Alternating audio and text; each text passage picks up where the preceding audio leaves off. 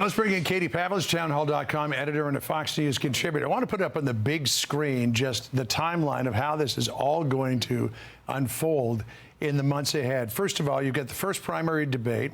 We'll put up on the big screen for you here. On August the 23rd, 2 days later, Trump and his alleged co-conspirators are supposed to appear in court in Georgia. Then on the 27th of September, you get the second debate. October the 2nd, the Letitia James Trump Organization civil fraud suit is supposed to start. January 2nd is the start date for the 2020, the January 6th trial with Jack Smith. The 15th is the Iowa caucuses. March 5th is Super Tuesday. Following that, the 25th, the New York State criminal hush money suit, the Republican convention on July the 15th, the classified documents trial on May the 20th, and November 5th, Election Day. You know, I've covered a lot of primary campaigns, as I know you have. I mean, they're flat out just to do the primary campaign. And yet Trump's got to do all of this other stuff while that's going on. Well, I mean, without cloning himself, how do you do it? I mean, it's obviously very overwhelming, which a lot of people would say is the point, to bog him down so much with these legal issues that he would drop out of the race. You had Asa Hutchinson, who's running against him, not gaining much traction, may not even make the debate stage, but saying that he should drop out of this race. But it really does become, not just for the primary, but also for the general election, an issue of resource management, whether that's with money, time, energy, personnel, attorneys, and all of this money that's having to go pay attorneys is money that's not going to be spent in the primary, but more importantly, not spent against President Joe Biden, who is literally sitting back at the beach watching all of this happen and not having to really campaign, even though he's announced it. So we've never seen anything like this before. It certainly is a drag on resources. The president is going to have to raise double the amount of money as Joe Biden just to figure out how he's going to get through all of these legal cases. And in the Georgia case, I mean, Georgia politically might be a problem for the president. I mean, you heard Republican Governor Brian Kemp, you know, disputing his claims about election fraud. The people in Georgia are tired of these claims. We're tired of it after Stacey Abrams. They're upset that President Trump made those claims. Doesn't necessarily mean they agree that it's a criminal problem. But Georgia is a swing state and one that Republicans have to win if they want to win the White House in 2024.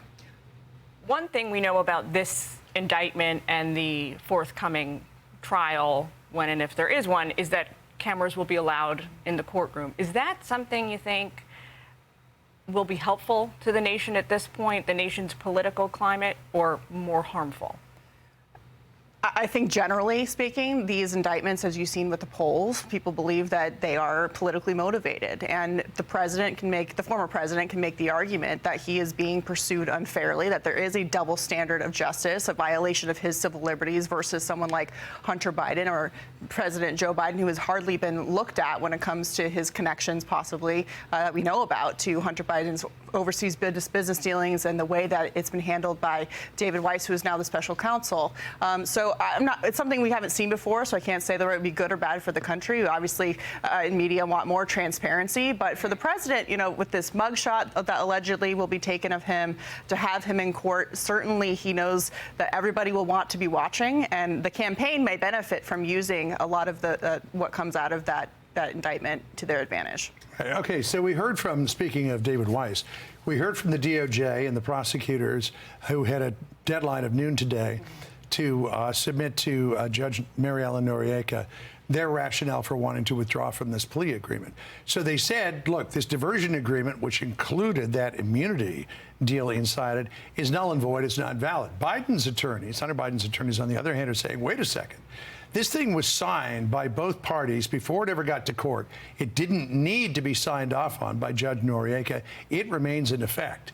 So they're in an impasse here, though I figure that the DOJ is probably going to win this case. The judge does have agency, not to accept or deny, but to ask questions about what the defendant knows about the plea agreement. And it was Hunter Biden's team that said in court, rip it up if it's not going to have this immunity clause that was so questioned, and something that nobody had really ever seen before. And now they're saying, oh, no, don't rip it up. Right. And so the statement today from David Weiss is that The document that we were discussing and negotiating over in court and that was being questioned was a draft document. It was not permanent. So that may be one of the reasons why Hunter Biden changed his legal team, because if they were not clear that that was a draft and not a finalized version of what they were going to have going into court.